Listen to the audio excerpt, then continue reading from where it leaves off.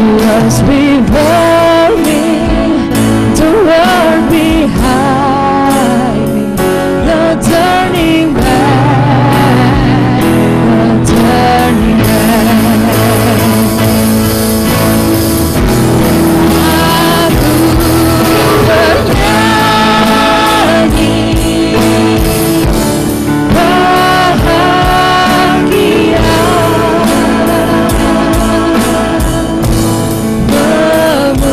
Aku bernyanyi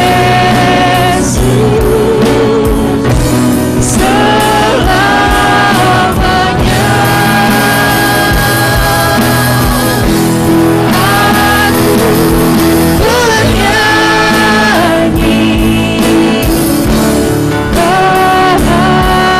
memuji Yesus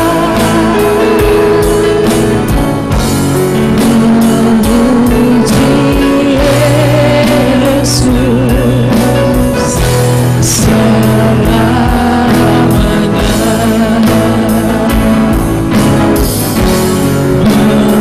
Memuji Yesus selamanya. Memuji Yesus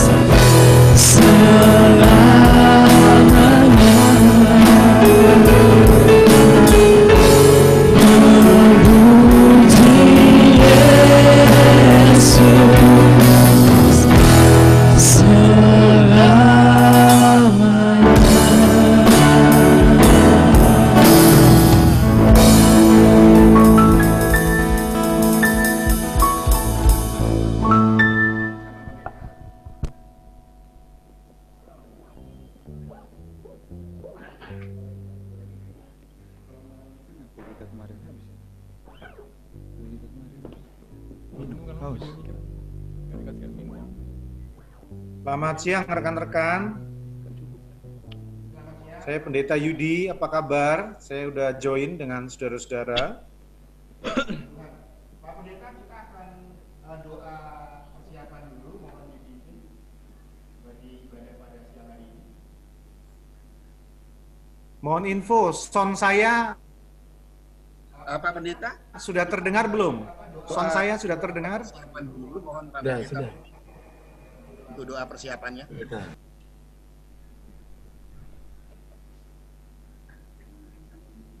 Sound saya sudah terdengar?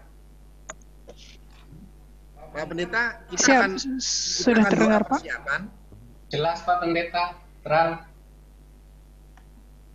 Kita akan doa persiapan, mohon Pak Pendeta pimpin doa persiapan ibadah. Baik, Bapak Ibu, saudara, sebelum kita mempersiapkan ibadah, karena sudah sebentar lagi, kalau jam saya malah udah jam 11.30 ini, mari kita satu dalam doa. Kami siap merangkai ibadah kami dari tempat kami masing-masing, dan kami tautkan hati, tautkan iman, tautkan pikiran untuk menyatu di dalam Tuhan. Dan di berbagai tempat kami hanya akan mengarahkan diri padamu, dan untuk itu kami hendak mempersiapkan segala sesuatunya dengan baik. Semua sudah siap tersedia, juga pelayan-pelayanmu, hamba-hambamu, dan kami siap memulai ibadah ini. Pimpin dari awal sampai akhir. Inilah doa kami di dalam nama Tuhan Yesus Kristus. Amin. Terima kasih Pak Pendeta. Bisa kita mulai?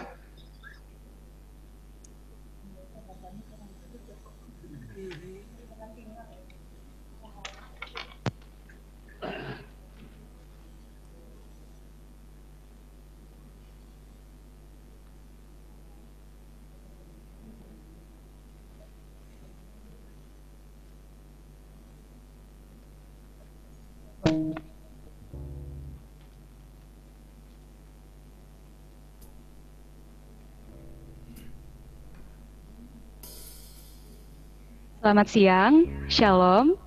Selamat datang kepada Bapak dan Ibu Pegawai Kristiani, Bea dan Cukai dalam ibadah virtual PWK DJBC, Jumat 10 Juli 2020. Izinkan saya terlebih dahulu memperkenalkan diri. Saya Dea dari Bea Cukai Tangerang sebagai moderator. ibadah pada siang hari ini akan mengangkat tema kehidupan sebagai murid Kristus dan akan dilayani oleh Bapak Pendeta Nugroho Yudi Rumpoko. Baik, Bapak dan Ibu, sebelum memulai ibadah, saya akan membacakan beberapa pengumuman. Yang pertama, menggunakan profil nama asli disertai dengan nama unit kantor, contoh Tino Strip Dit IKC. Kedua, menggunakan mode mute saat ibadah berlangsung. Sekian pengumuman dari kami. Kiranya ibadah ini berjalan dengan lancar. Tuhan Yesus memberkati.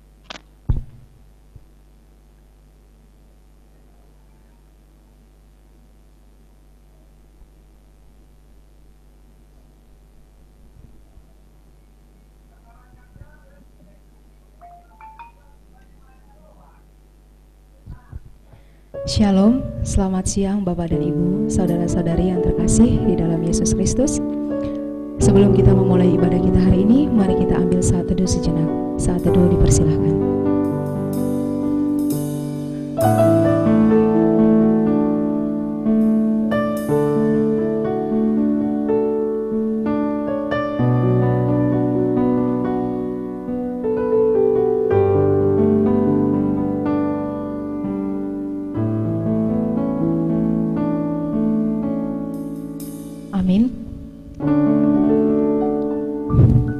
Kekuatan kita berasal dari sukacita yang kita terima dari Allah Bapa.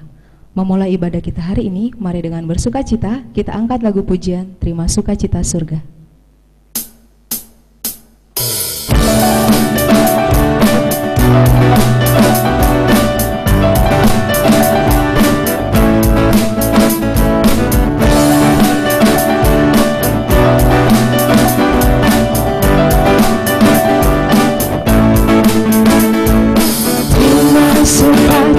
Surga, itulah kekuatan bagi jiwa. Ku dapat rasakan kasih-Nya di tengah badan yang bergelora.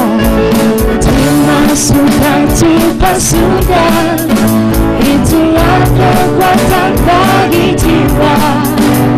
Ku dapat saksikan kuasa-Nya, bukan badai yang bergelora. Haleluya, Kau ada dalam hatiku, takkan patah semangatku, takkan hilang kekuatanku. Haleluya, ku mau berserah bagimu.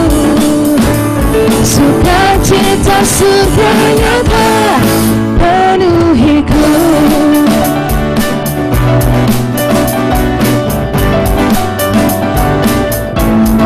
Apa yang tak pernah dilihat mata,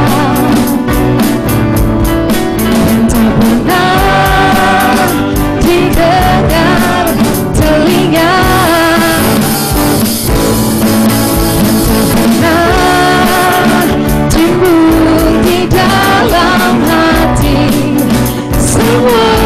disediakannya bagi yang mengasihi Dia. Allah sanggup melakukan segala perkara, dulu, sekarang, dan selamanya. Kuasa-Nya tidak berubah. Allah sanggup melakukan segala perkara, dulu, sekarang, dan selamanya. Kuasa-Nya tak berubah. Allah sanggup melakukan segala perkara, dulu, sekarang, dan selamanya. Kuasa-Nya tidak berubah. Allah sanggup melakukan segala perkara,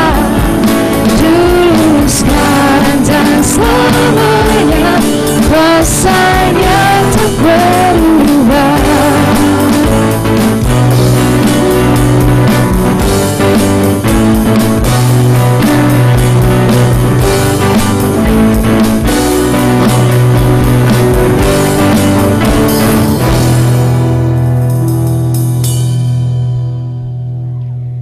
Kita satukan hati kita, mari kita berdoa. Bapa di dalam surga, kami mengucap syukur kepadamu atas segala berkat, kasih dan karunia yang masih boleh kami rasakan hingga saat ini. Kalau kami juga persekutuan warga Kristiani se-DJBC, boleh Tuhan izinkan untuk kembali beribadah, bersekutu, memuji, menyembah nama-Mu. Tuhan, kami berdoa untuk ibadah siang hari ini, agar Tuhan yang memberkati dari awal, pertengahan, hingga akhir. Agar kiranya hanya Engkau saja yang berdaulat. Tuhan yang memberkati setiap pelayan, agar boleh berkenan di hadapan Tuhan. Tuhan yang menyertai pembawa firman, agar kiranya diberikan hikmat kebijaksanaan. Dan Tuhan juga yang boleh memberkati setiap jemaat, agar boleh menikmati hadirat-Mu. Terima kasih Tuhan, ini doa kami mengucap syukur, haleluya, amin. Sebelum kita mendengarkan firman Tuhan yang akan disampaikan oleh Bapak Pendeta Nugroho Yudi Rumpoko, mari kita angkat lagu pujian Mengikut Yesus Keputusanku.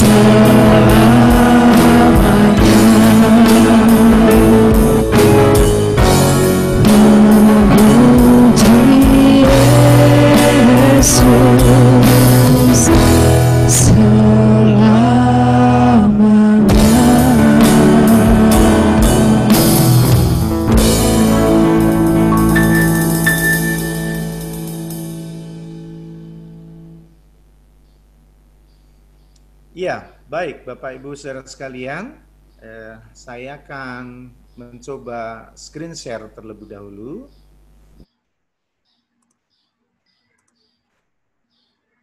Oke.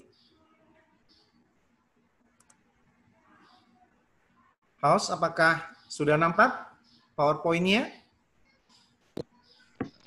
Ya, sudah. Sudah, baik. Ya, Bapak Ibu saudara sekalian, sebelum kita berdoa, saya mesti menyampaikan permohonan agar diberikan maklum. Jadi saya bisa saja melakukan ini di kamar lebih sepi, tapi susah sinyal. Karena saya tethering pakai HP. Karena pastori ini, rumah pendeta ini belum ada wifi-nya. Saya bisa melakukannya sebetulnya di gereja, tapi di gereja sedang direnovasi. Jadi saya juga nggak bisa beraktivitas di gereja, pekerjaan tukang sedang beraktivitas. Jadi saya hanya bisa melakukan di ruang tamu ini, sehingga ada saja mungkin gangguan, mohon dimaklumi. Itu yang pertama, saudara ya. Kemudian yang kedua adalah perkenalkan, saya Nugroho Yudi Rumpoko. Saya biasa dipanggil Pendeta Yudi. Saya pendeta di GKI Bintaro, Jakarta Selatan. Ada pengeras suara yang belum di-mute. Ada yang belum di-mute, saudara. Sehingga rame.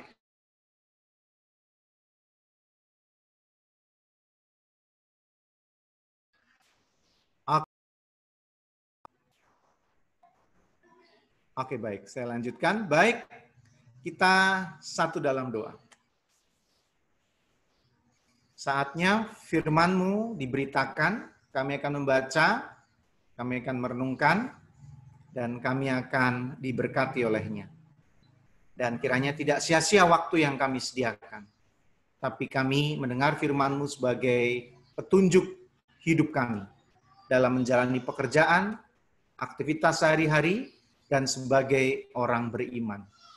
Beritakanlah, kami sambut dengan sukacita. Kami berdoa di dalam nama Tuhan Yesus Kristus. Amin.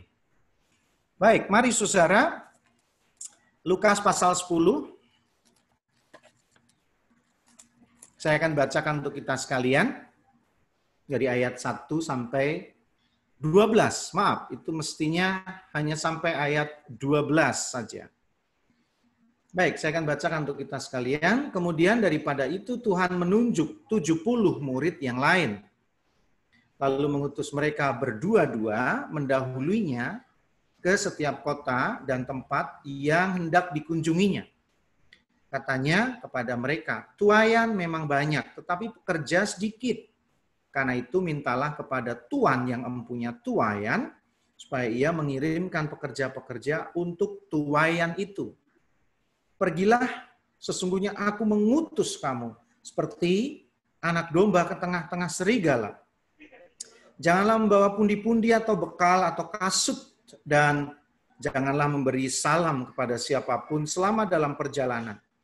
Kalau kamu memasuki suatu rumah, katakanlah lebih dahulu, damai sejahtera bagi rumah ini. Dan jikalau di situ ada orang yang layak menerima damai sejahtera, maka salammu itu akan tinggal atasnya. Tetapi jika tidak, salammu itu akan kembali kepadamu. Tinggallah dalam rumah itu, makan dan minumlah apa yang diberikan orang kepadamu, sebab seorang pekerja patut mendapat upahnya. Janganlah berpindah-pindah rumah. Dan jikalau kamu masuk ke dalam sebuah kota dan kamu diterima di situ, makanlah apa yang dihidangkan kepadamu. Dan sembuhkanlah orang-orang sakit yang ada di situ, dan katakanlah kepada mereka, kerajaan Allah sudah dekat padamu. Tetapi jikalau kamu masuk ke dalam sebuah kota dan kamu tidak diterima di situ, pergilah ke jalan-jalan raya kota itu dan serukanlah juga debu kotamu yang melekat pada kaki kami kebaskan di depan. Tetapi ketahuilah ini, kerajaan Allah sudah dekat. Aku berkata kepadamu pada hari ini, Sodom akan lebih ringan tanggungannya daripada kota itu. Amin. Demikianlah firman Tuhan, kita yang berbahagia adalah yang mau mendengarkannya dan yang memelihara di dalam hidup kita setiap hari. Tema kita adalah kehidupan sebagai murid Kristus. Ya, Bapak Ibu Saudara sekalian, dari bacaan ini kita menjadi tahu bahwa murid Tuhan Yesus itu ternyata banyak. Ya, tidak hanya 12 orang itu saja ya. Tapi ada, saya sebutnya kelompok 12, kelompok 70, kemudian kelompok perempuan gitu ya. Nah, kenapa diberi nama-nama angka-angka tertentu itu, Saudara? Ya. Sebetulnya tidak asal dipilih, tapi sebetulnya sebuah simbol. Tuhan Yesus ingin menghadirkan simbol yang lebih dekat pada budaya orang Israel pada saat itu, orang Yahudi pada saat itu. Misalkan kelompok 12. Angka 12 itu angka yang sangat familiar buat orang Yahudi. Misalkan 12 suku Israel ya. Jadi mereka sebagai orang Yahudi juga ada rasa kedekatan secara kultural gitu dengan kelompok yang sebutlah kelompok dalam tanda petik yang dibentuk oleh Tuhan Yesus. Begitu juga 70, Saudara. Angka 70 itu kan pertama-tama adalah 70 dari keturunan Nabi Nuh. Nah, Saudara bisa baca itu nanti di Kejadian pasal 10 itu terus begitu rupa itu ada 70 keturunan. Selain 70 tua-tua dan lain sebagainya. Nah, yang unik adalah kelompok perempuan. Nah, ini yang tidak lazim, Saudara ya, ini yang tidak lazim. Nah, murid Tuhan Yesus yang terdiri dari para perempuan, para ibu itu sebetulnya kan cara Tuhan Yesus melawan budaya patriarki pada zaman itu. Ya. Betul orang Israel mengenal Nabiah, itu betul. Ya, ada Deborah, ada Maryam gitu ya. Itu adalah nabi-nabi perempuan, ada betul. Tetapi kan tidak tampil begitu rupa. Nah, bagi Tuhan Yesus dengan hadirnya kelompok perempuan itu menegaskan bahwa murid siapapun dia, laki-laki, perempuan, muda, tua, itu bisa menjadi bagian dalam tugas pelayanan itu. Nah, poinnya adalah yang pertama, kita menjadi tahu bahwa murid Tuhan Yesus itu ternyata banyak, Saudara. Dan mereka punya berbagai latar belakang yang bermacam-macam. Misalkan kalau kita bicarakan kelompok 12 misalkan ya, Saudara ya. Mereka punya masa lalu yang unik, Saudara. Karena dari 12 orang itu, 10 itu kan nelayan. Yang pada strata sosial pada zaman itu, Bapak Ibu Saudara sekalian, nelayan itu dianggap lebih nggak penting daripada tukang kayu. Jadi tukang kayu itu secara strata sosial pada zaman itu lebih orang Jawa bilang diajeni, dihargai, diorangkan. Karena tukang kayu harus menghitung, dia punya seni, dia pandai membuat karya-karya yang begitu baik. Jadi tukang kayu itu lebih dihargai. Nelayan itu nggak terlalu dianggap, Saudara. Apalagi pada zaman itu, menjadi nelayan itu seakan-akan betul-betul pekerjaan yang lebih banyak membutuhkan otot ya daripada otak. Asal dia hafal angin barat, angin timur, bulan tertentu, kebiasaan tertentu, begitu, Saudara. Maka ya udah aman gitu, dia bisa mencari ikan sepanjang tahun, begitu. Jadi pekerjaan yang mudah. Lalu dari kelompok 12 itu ada Matius, Saudara masih ingat? Pemungut cukai, ya. Tentu tidak seperti cukai pada zaman sekarang, Saudara paham ya waktu itu apa makna pemungut cukai? Saya harap Saudara paham gitu. Karena ini betul-betul bukan seperti cukai di zaman sekarang, karena lebih tepat itu adalah upeti sebetulnya. Jadi Matius itu adalah orang Yahudi yang mewakili kepentingan Roma untuk memungut uang dari bangsanya sendiri, musuh dalam selimut. Maka sangat dibenci orang seperti Matius itu, seperti Sakeus yang cebol itu, yang pendek itu, karena dia mendapatkan keuntungan di tengah kekacauan bangsanya yang sedang dijajah. Gitu. Dan Yudas itu disebutkan bendahara. Bendahara apa nggak tahu, Saudara ya. Pokoknya disebutkan pekerjaannya itu bendahara, mungkin bendahara RT atau bendahara RW, saya tidak tahu ya. Tapi dia seorang bendahara. Nah, poin saya mau saya tekankan di sini, Saudara, ketika berbicara menjadi murid Kristus, Saudara bisa punya latar belakang apa saja. Ya. Saudara bisa punya masa lalu seperti apapun. Tapi Yesus jagonya merubah orang. Ya, 12 murid ini terutama yang kita kenalkan 12 murid ini. Ya, mereka dari zero to hero, dari nothing to something, dari orang biasa-biasa saja menjadi orang yang luar biasa. Saudara nggak usah pusing dengan masa lalu, saudara. Tapi yang penting sekarang dan nanti. Karena begini kan, saudara ya. Banyak orang baik yang masa lalunya buruk. Kalau saudara sekarang ini buruk, siapa tahu masa depan saudara adalah baik. Yang penting adalah sekarang saudara seperti apa, dan esok saudara seperti apa. Dan Tuhan jagonya merubah orang. Itu yang poin yang paling penting, saudara ya. Baik, kita lanjutkan. Nah, ini sekarang kita masuk ke kelompok 70. Jadi, saya ingin ajak saudara ketika belajar menjadi murid Tuhan Yesus, kita bisa mengambil referensi dari kelompok 70 ini rupanya. Yang walaupun tidak seterkenal kelompok 12. Ya, saudara ya. Betul kan? Bahkan namanya pun 70 orang ini banyak yang kita nggak tahu, walaupun kalau saudara cari dalam kisah para rasul nanti akan ketemu satu. Ada beberapa nama kelompok 70 itu tetap setia melayani setelah Tuhan Yesus naik ke surga. Setelah pasca kematian Tuhan Yesus, mereka tetap eksis begitu kira-kira saudara ya. Dan salah satu bukti bahwa kelompok 70 ini nggak begitu semasyur, seterkenal gitu ya, nggak terlalu mendapatkan perhatian.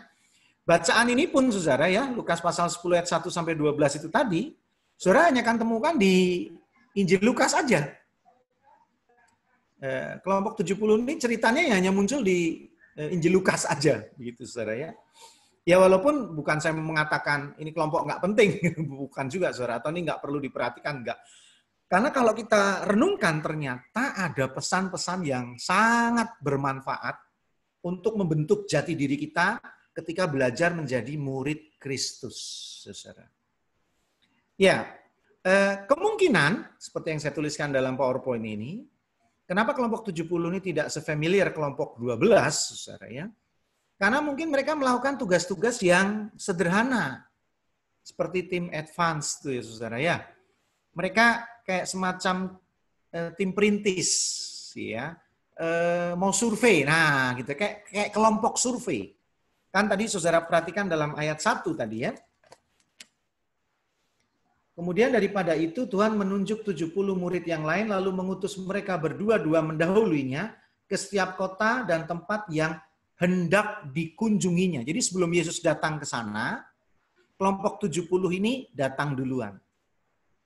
Itu saudara. Jadi melaksanakan tugas-tugas yang sederhana. Nah, singkat, sederhana dan singkat.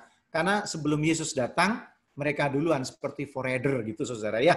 Jadi dia mendahului tim 12, kelompok 12 dan Tuhan Yesus. Nah, tapi dalam hal ini ada beberapa hal penting yang bisa kita renungkan, saudara. Yang pertama adalah kelompok 70 ini diutus sebagai tim. Berdua-dua. Sebagai tim. Nah, ini kan penting untuk kita renungkan, saudara ya. Berbicara murid Yesus. Berbicara tentang kerjasama. Berbicara sebagai murid Yesus, berbicara tentang community, komunitas, kelompok, kebersamaan, persekutuan, di mana saudara nggak bisa sendirian, saudara butuh orang lain untuk eksis sebagai murid Tuhan Yesus. Nah, kalau saudara bandingkan dalam Pengkhotbah 4 ayat 9 sampai 12 ya di situ dijelaskan ya. Kenapa mesti berdua-dua, begitu saudara ya. Dan di sana muncul istilah yang unik. Nah, Pengkhotbah pasal 4 itu ada dua kata yang unik saudara, yaitu why. Pengkhotbah pasal 4. Nah, kalau kita perhatikan Pengkhotbah pasal 4 itu ada istilah yang aneh gitu saudara ya. Berdua lebih baik daripada seorang diri, karena mereka menerima upah yang baik dalam jerih payah mereka. Karena kalau mereka jatuh, yang seorang mengangkat temannya, tetapi why Orang yang jatuh tidak mempunyai orang lain untuk mengangkatnya. Juga kalau orang tidur berdua, mereka menjadi panas. Tapi bagaimana seorang saja dapat menjadi panas? Dan bila mana seorang dapat dialahkan, dua orang akan dapat bertahan. Tali 3 lembar tak mudah diputuskan. Saudara, kata wahai dan dialahkan itu sebenarnya bahasa Indonesia. Ada di kamus, walaupun jarang ya kita mendengarnya. Wahai itu ungkapan terkejut. Ya, kalau dialahkan itu dari kata Allah, tapi A kecil, L-nya 1.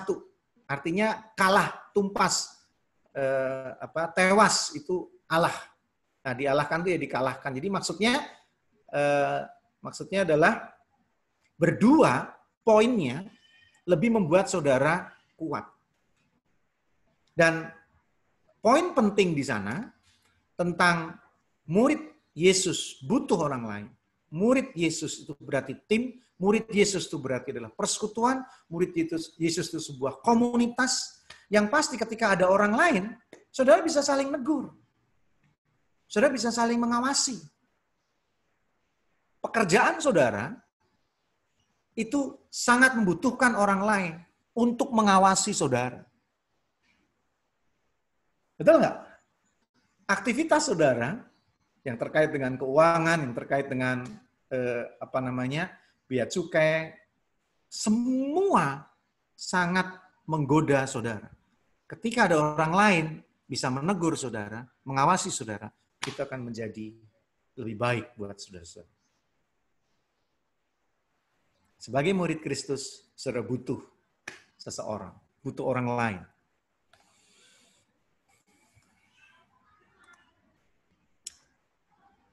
Yang kedua, walaupun tugasnya sederhana, tapi jangan diremehkan.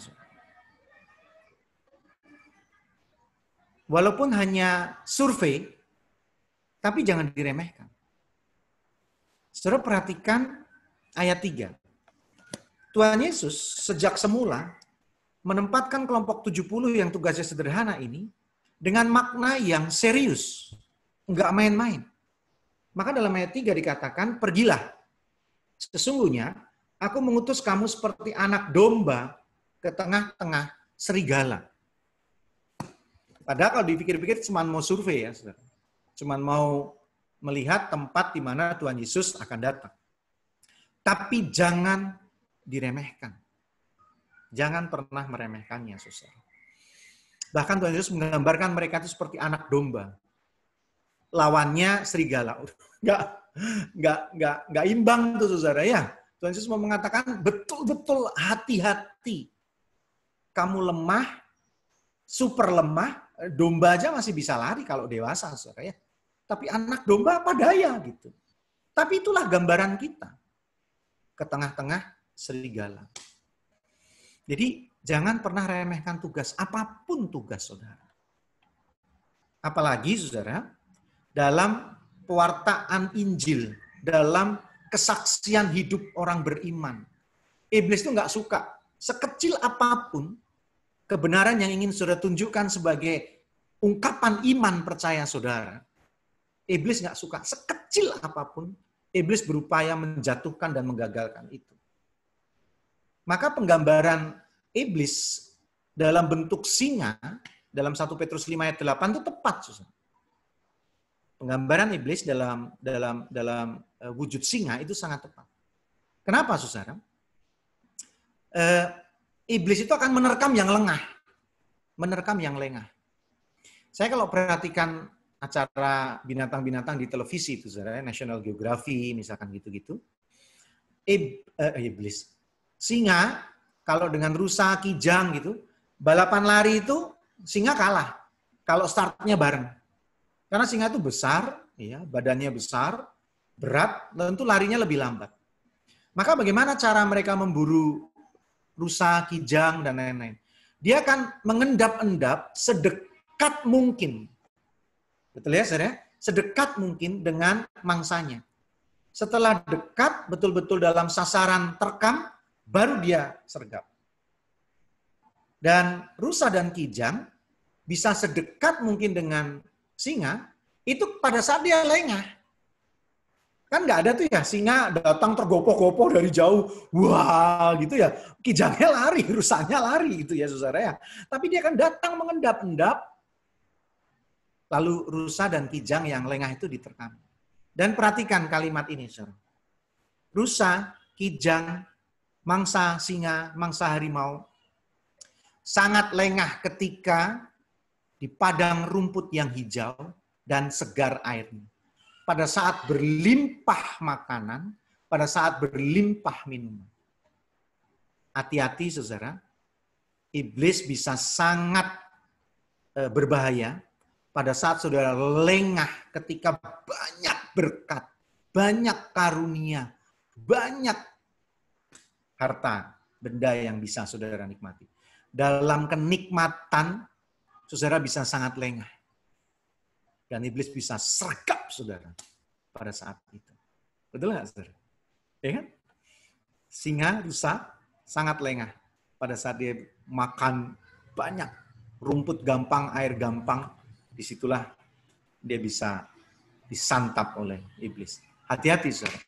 Jangan remehkan tugas, iblis selalu berkeliling menerkam saudara yang lengah. Apapun tugas saudara, dari kantor saudara, sekecil apapun, ya, tanggung jawab apapun, sekecil apapun, jangan lengah. Doakan terus agar Tuhan menjaga hidup saudara, iman saudara, dan setiap murid yang akan bersaksi tentang iman hidupnya, iblis pun terus membuntuti saudara. Sekali saudara lengah, dia akan terkam saudara. Yang ketiga, saudara, jangan remehkan tugas itu dan fokuslah pada tugas itu. Nah, dalam bacaan kita ini ada nasihat-nasihat yang unik ya, saudara. Kalau kita perhatikan, jangan membawa pundi. Pundi itu maksudnya tempat uang itu ya. Jadi jangan membawa uang, jangan bawa bekal, jangan bawa kasut, ya. Jangan membawa kasut cadangan gitu maksudnya, saudara ya. Jangan memberi salam, ya. Jadi nggak usah nyalam-nyalamin orang gitu, saudara. Ya, kenapa sih tujuannya itu? Ya, kembali ke misi awal tadi. Mereka ini kan tugas dalam masa tugas yang pendek saja. Sehingga nggak usah bawa banyak bekal, nggak usah bawa banyak uang, bahkan kalau perlu nggak usah bawa. Bahkan cadangan kasut sendal pun nggak perlu, alas kaki pun nggak perlu. Karena ini jalan cepat berangkat, lalu cepat pulang. Gitu, saudara. Nah, terkait jangan bawa uang, bekal, dan kasut, itu tadi saudara ya. Karena ada tugas yang penting. Sebelum Tuhan Yesus datang ke sana, dia ingin tahu seberapa banyak orang percaya sudah ada di kota itu. Ada di tempat itu. Seberapa banyak orang-orang percaya, orang-orang Kristen yang ada di sana. Sehingga 70 murid ini nggak perlu memberi salam, karena maksudnya memberi salam itu kan salam pada orang yang dikenal. Ketemu orang dikenal, dia salam. Ketemu orang dikenal, dia salam. Dia jangan memberi salam kepada orang yang dikenal maksudnya. Tapi berilah salam pada orang yang nggak kamu kenal, sehingga kamu tahu bahwa, dia sama-sama orang yang percaya Yesus. Dan ketika dia orang yang percaya Yesus, maka saudara akan diterima di sana. Jadi buat apa uang, buat apa bekal? Karena saudara akan diberi kecukupan di sana. Dipelihara oleh saudara-saudara seiman di sana. Artinya ada poin penting di sini, saudara. Tuhan Yesus juga ingin mengingatkan kepada para 70 murid ini, bahwa kalau kamu ketemu saudara seiman di sana, pasti hidupmu akan baik. Artinya Tuhan Yesus juga mau mengatakan, ketika kamu ketemu orang yang beriman di sana, maka kamu akan ketemu dengan orang yang mengungkapkan imannya itu dengan nyata. Kalau kamu ketemu dengan orang yang percaya dengan aku, Yesus, Tuhan, maka orang-orang itu pun akan menunjukkan imannya dengan nyata. Dengan memelihara kamu, memberi makan kamu, mencukupkan kamu, memberi inapan pada kamu, dan seterusnya. Jadi, fokuslah pada tugasmu. Kira-kira gitu, saudara. Fokuslah kepada tugasmu. Jangan pusing dengan makanmu. Jangan pusing dengan tidurmu. Pasti semua Tuhan akan pelihara. Lewat kemurahan hati orang-orang percaya di sana. Nah, poin yang saya mau katakan di sini, saudara, seringkali yang membuat tugas kita menjadi kesulitan, tugas kita menjadi gagal, tugas kita sebagai murid itu enggak semakin baik, karena kita selalu berfokus kepada diri sendiri dan lupa berfokus kepada Tuhan yang akan memelihara kita. Kita dipusingkan dengan uang, dengan bekal. Ya. Artinya kita menjadi terlalu khawatir dengan hal-hal semacam itu. Terlalu khawatir dengan hal semacam itu. Seperti di zaman sekarang ini, saudara, ya. Banyak orang sangat khawatir, bukan? Akan keadaan resesi dan lain sebagainya. Padahal, Bapak Saudara sekalian, kalau kita ini adalah orang yang tidak memikirkan diri sendiri dan pandai beradaptasi, contoh misalkan, makan dengan nasi, kecap, dan kerupuk juga sudah bisa makan kok, saudara. Ya, betul kan? Kalau kita nggak merubah gaya hidup kita, ya maka kita akan betul menjadi orang yang layak khawatir. Tapi kalau kita yakin akan pemeliharaan Tuhan, tidak perlu ada yang kita khawatirkan. Kebaikan selalu punya panggungnya sendiri, entah cepat atau lambat. Teruslah menjadi murid Kristus, kerjakan tugas saudara, fokus pada tugas saudara, sisanya Tuhan yang akan mencukupi. Terakhir.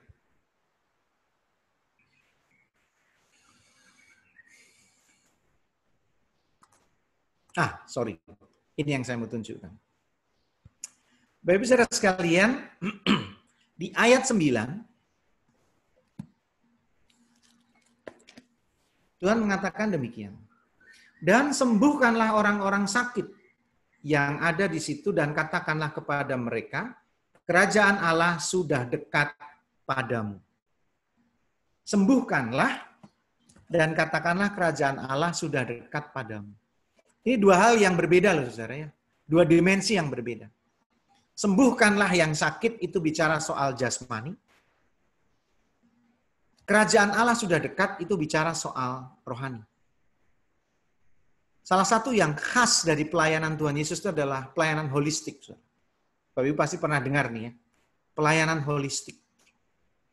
Tuhan Yesus nggak cuman kalau dalam dunia sales gitu, dalam dunia marketing, dagangan, jualan Tuhan Yesus nggak cuma jualan sorga. Seutuhnya manusia itu menjadi bagian pelayanan dia. Sembuhkan yang sakit. Itu kan tentang tubuh, jasmani. Yang lapar diberi makan. Betul kan, saudara? Kan dia nggak begini nih. Kan muridnya lapor. Tuhan, pada kelaparan tuh, Tuhan malah bilang, kamu harus memberi mereka makan. Kan Tuhan Yesus nggak bilang gini, biarin aja mereka mati. Kalau udah mati kan masuk surga. Biarkan aja mereka kelaparan. Enggak kan? Yang sakit, yang buta, yang lumpuh, yang bisu, sembuhkan. Bukan dibiarkan. Yang kusta enggak dibiarkan. Tapi disembuhkan. Artinya Tuhan Yesus juga melayani tubuh, jasmani. Tapi juga jiwa, psikis. Orang yang kerasukan digerasa, dipulihkan. Tuhan Yesus nggak bilang, biarin orang kerasukan sampai akhirnya meninggal, mati, toh masuk surga. Enggak kan. Rohnya diusir, jiwanya dipulihkan. Dibuat menjadi baik lagi. Itu kan soal psikis, soal kejiwaan.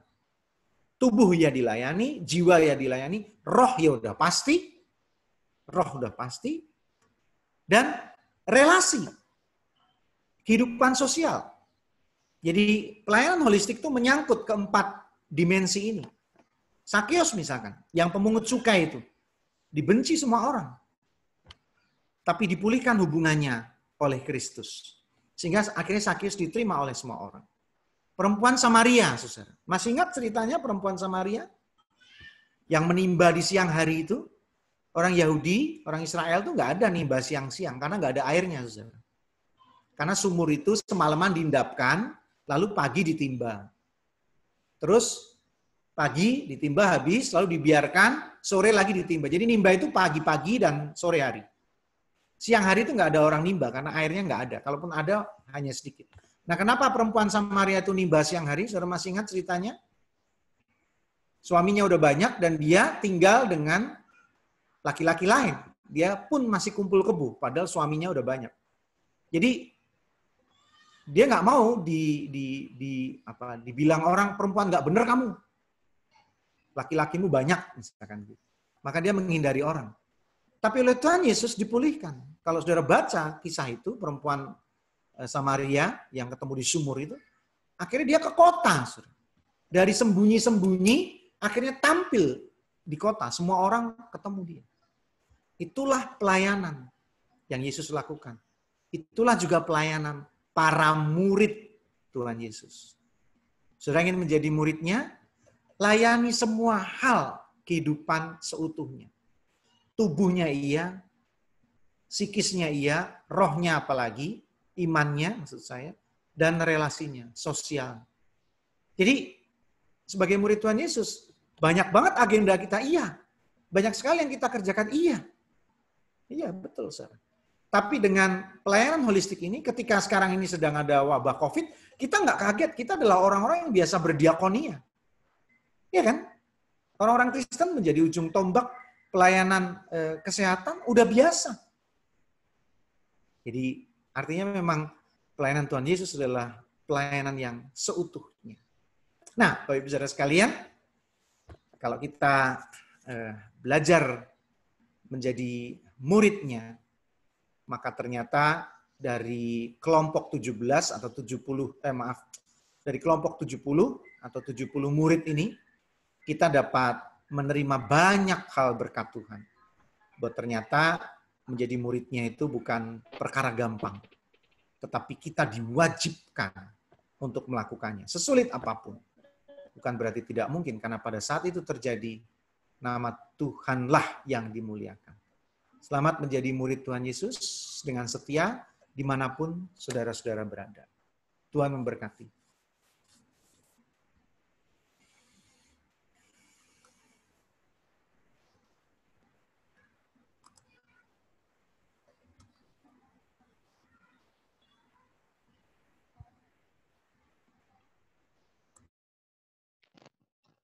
Baik, terima kasih kepada Bapak Pendeta atas firman-Nya yang luar biasa. Sekarang marilah kita mendengarkan persembahan pujian. Persembahan pujian hari ini dari K9. Baiklah, kita akan mempersiapkan videonya terlebih dahulu.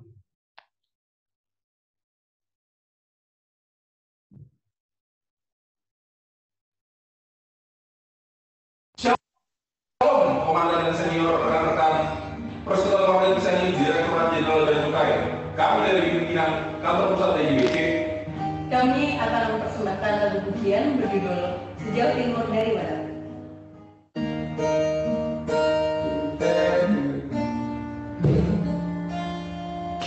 Sejauh timur dari barat, Engkau membuang dosaku. Tiada kau ingat lagi pelanggaranku.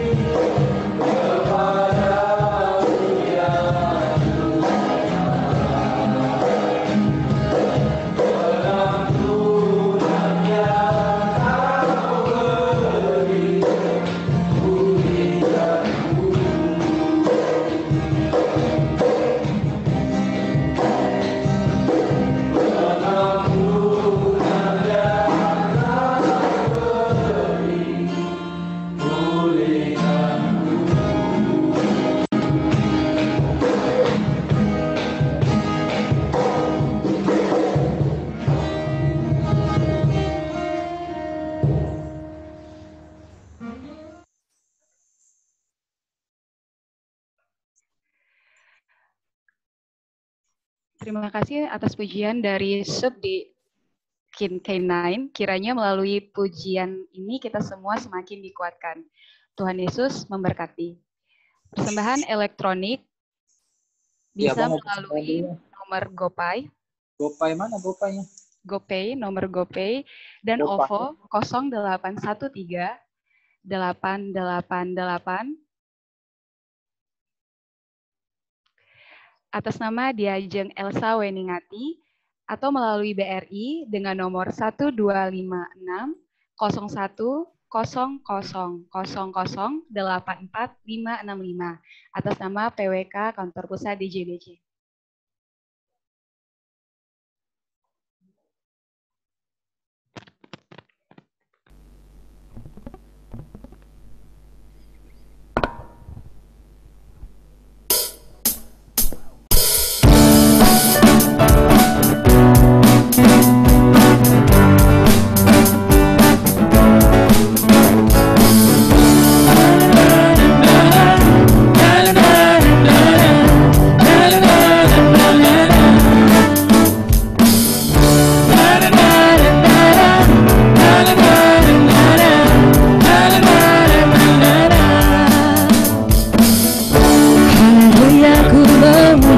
Tuhan, karena kasih-Mu tak berkesudahan, biar bernafas memuji saja di atas gunung dan di dalam samudra.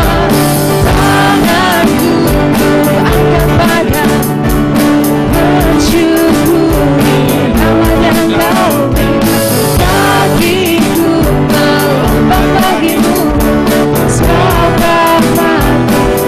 setiap pagi.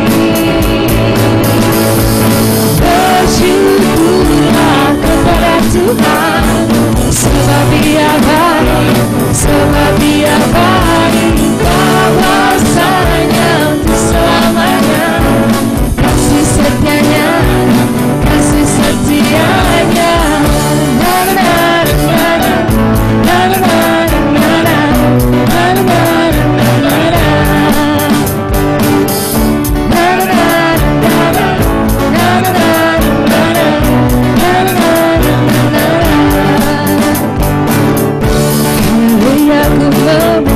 Tuhan, karena kasih-Mu tak berkesudahan, biar bernafas memuji Sang Raja di atas gunung dan di dalam samudra. Tanganku ku angkat padamu, bersyukuri rahmat yang Kau beri. Kakiku melompat bagimu, sebab rahmat-Mu setiap pagi. Bersyukurlah kepada Tuhan, sebab Dia baik, sebab Dia baik. Kuasanya untuk selamanya, kasih setianya, kasih setianya.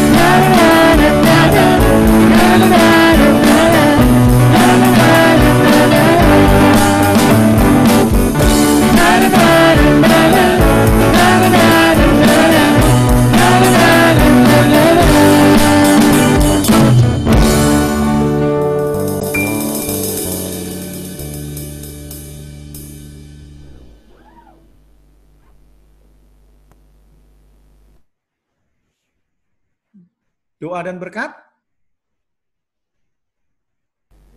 Kepada Bapak Pendeta dipersilakan untuk memimpin doa syafaat dan doa penutup. Baik. Sekaligus berkat. Ya, Pak Pendeta. Ya, baik. Mari saudara kita akan akhiri seluruh rangkaian acara kita dan kita satu dalam doa. Kami telah di penghujung acara dan sebelum kami kembali beraktivitas dengan pekerjaan dan tanggung jawab kami masing-masing, terus berkati kami Tuhan sebagai murid-murid-Mu yang menjalani kehidupan kami sehari-hari. Dan kiranya dalam kehidupan itu kami terus Engkau utus dengan berbagai tantangan dan persoalan yang ada dan kami mampu mengatasinya. Karena Engkau beserta dengan kami, Engkau memampukan kami, Engkau membimbing kami. Secara khusus kami berdoa untuk keluarga dan rumah tangga kami masing-masing. Pasangan hidup kami, anak-anak kami, keluarga besar kami. Lindungi mereka, berkati mereka semua. Dalam keadaan yang serba sulit seperti ini Tuhan. Dan kami membutuhkan kekuatan dari kesabaran dari khususnya bagi anak-anak kami. Agar tetap meniti masa depan mereka di rumah. Belajar di rumah, beraktivitas di rumah. Dan kami saling menjaga kesehatan kami masing-masing. Bagi yang sakit, Tuhan jamah Kau kuatkan, Kau sembuhkan, Kau pulihkan. Dan kiranya melalui kesulitan yang sedang kami hadapi ini, kami diajarkan untuk tangguh, untuk kuat, untuk sabar, dan selalu bersama dengan Tuhan. Kami secara khusus berdoa untuk rekan-rekan kami yang bersukacita, yang berulang tahun, yang Kau tambahkan berkatnya dalam kehidupannya. Kiranya sukacita yang mereka rasakan dapat juga kami rasakan. Sehat, panjang umur, dan selalu dalam naungan Tuhan.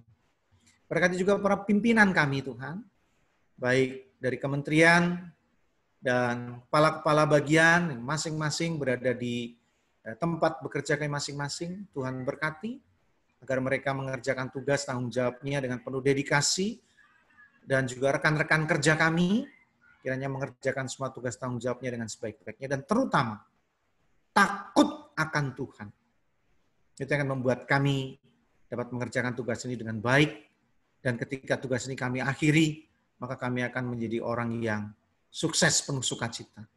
Kami akan mengakhiri hidup dengan tidur nyenyak, makan enak, karena kami tidak pernah berulah dan membuat persoalan selama kami melakukan pekerjaan-pekerjaan ini. Terus beri hikmat-Mu Tuhan, agar kami mampu menjadi teladan dan contoh dalam kehidupan dan pekerjaan kami sehari-hari.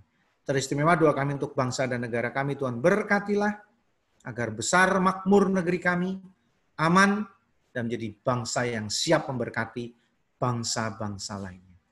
Inilah doa-doa kami yang kami alaskan dalam iman percaya pada Tuhan Yesus Kristus, Juru Selamat kami yang hidup, yang mengajarkan kami berdoa. Bapa kami yang ada di sorga, dikuduskanlah nama-Mu, datanglah kerajaan-Mu, jadilah kehendak-Mu di bumi seperti di sorga.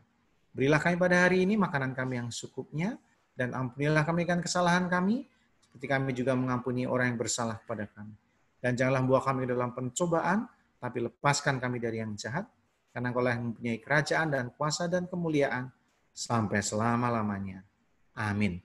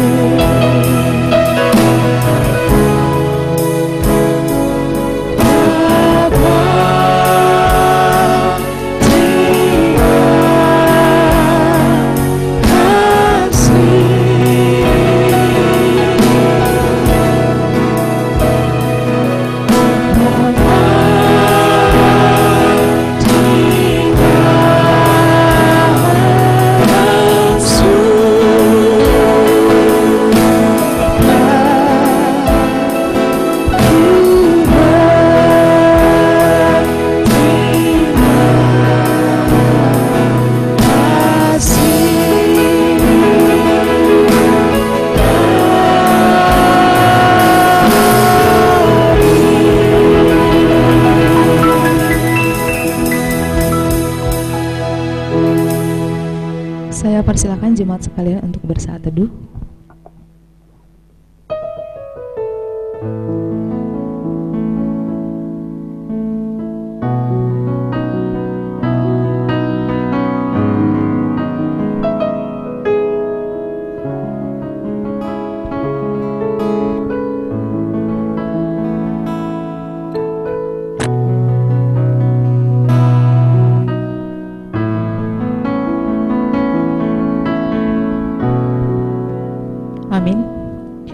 Ibadah telah selesai. Shalom, Tuhan Yesus memberkati. Terima kasih. Tuhan, sebelum kita mengakhiri ibadah virtual hari ini, marilah kita mendengarkan kata sambutan dari Ketua Umum PWK, Bapak Bobi Situmorang. Kepada Bapak Bobi Situmorang, dipersilahkan.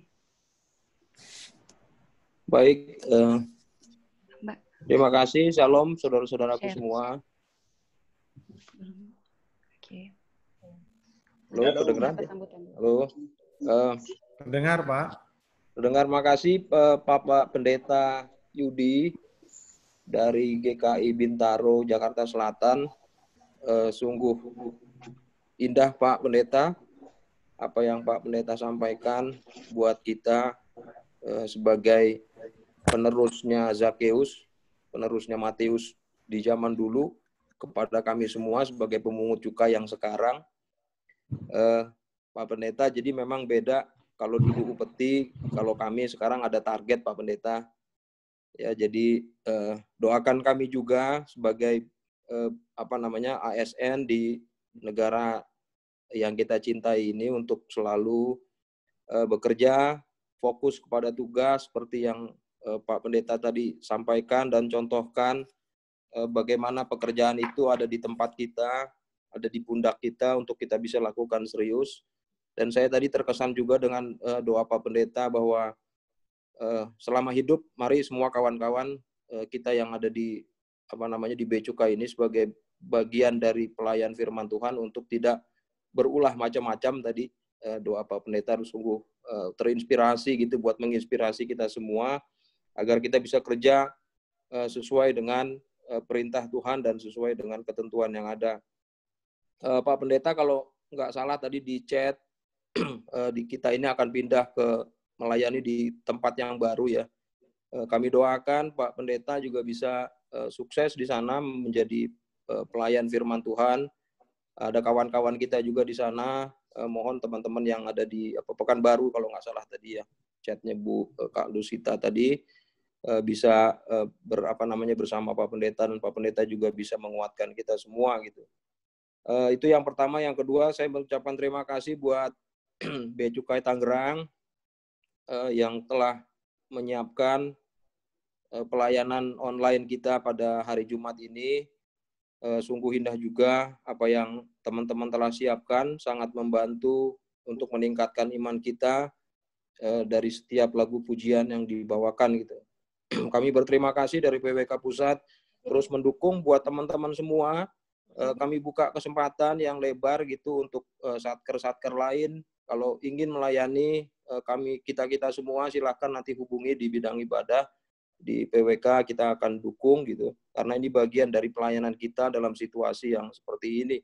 Saya sungguh senang tadi sedikit melihat partisipan kita cukup banyak dari beberapa kantor-kantor kecil dan besar gitu di berbagai wilayah. Zona waktu pun masih ikut melakukan ibadah ini gitu. Nah, mungkin kalau bisa minggu depan atau minggu selanjutnya dari wilayah timur ya, wilayah timur di Wita ataupun WIT bisa menjadi host gitu. Mungkin ada kendala waktu nanti bisa kita bicarakan gitu. Itu saja.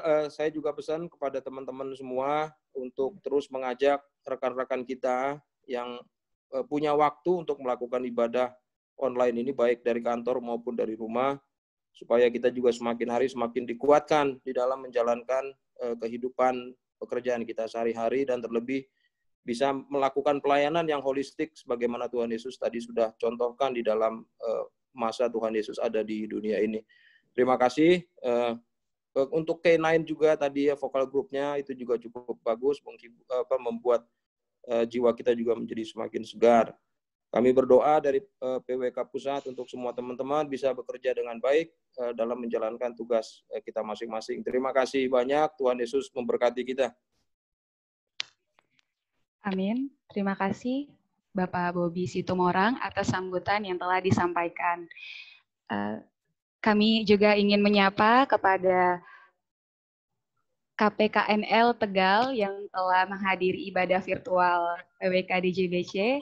Selamat siang kepada Bapak dan Ibu. Selamat beribadah. Pengumuman.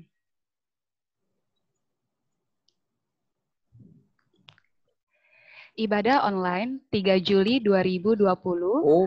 Jumlah jemaat sebanyak 244 orang. Jumlah persembahan sebesar Rp3.621. Bapak dan Ibu yang ingin memberikan persembahan pujian dapat menghubungi tim ibadah Saudari Jessi Panjaitan dengan nomor 0813 1872 9532 atau dapat dikirim melalui email pwk.djbcpusat@gmail.com. Ibadah selanjutnya akan diumumkan melalui grup WhatsApp PWK DJBC. Sehubungan dengan ibadah online yang akan diadakan tiap minggunya, PWK Kantor Pusat DJBC memberikan kesempatan kepada PWK Satker di seluruh Indonesia untuk mengambil bagian sebagai pelayan ibadah Jumat online setiap minggunya. Dimohon bagi PWK Satker yang bersedia menjadi pelayan ibadah Jumat online untuk dapat menghubungi tim ibadah Saudari Jessi Panjaitan dengan nomor 0813 1872 9532.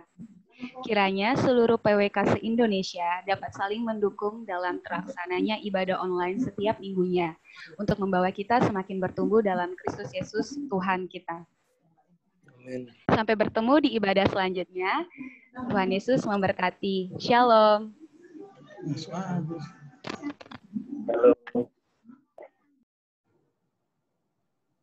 Halo.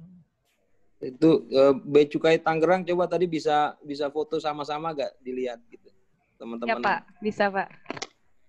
Lihat dong saya foto bersama gitu. Nanti bisa jadi apa namanya? Iya. Di panggung aja.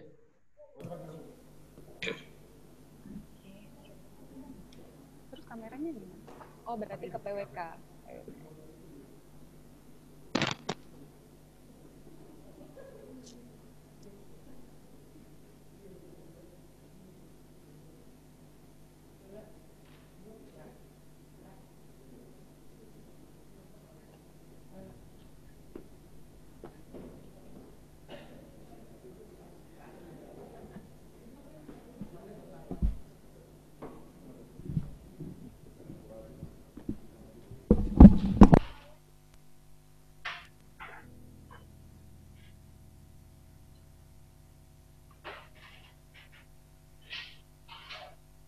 Iya.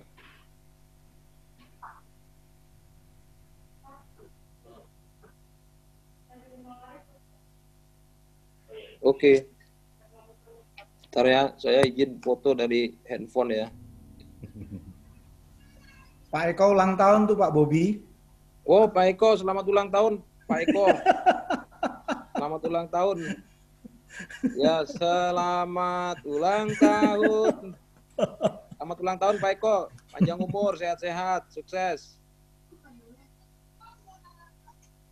Ini Bu Ari, Pak Julfred mana?